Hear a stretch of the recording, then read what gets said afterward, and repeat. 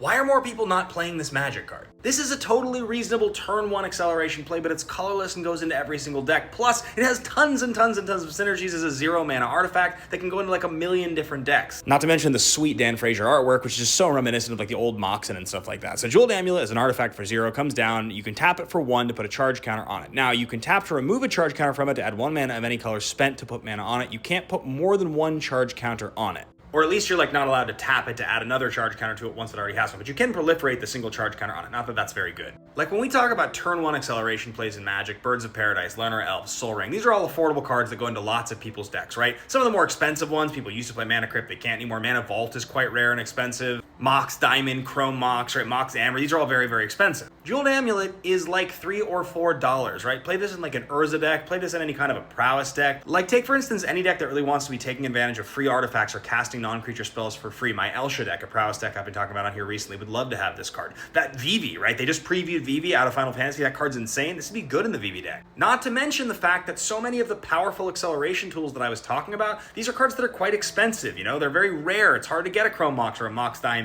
A lot of the, Mana Vault, Grim Monolith, these cards are expensive. So when you can play budget versions like this card that don't ratchet up your deck to a higher level in the bracket system, right? And because as much as I like playing all those powerful artifacts, and I do, I'm also interested in building decks that have lower power levels in general. Like I want to try to build things that are 3 or below with only 3 game changers. And in that sense, I think Jeweled Amulet's a really reasonable option to try out.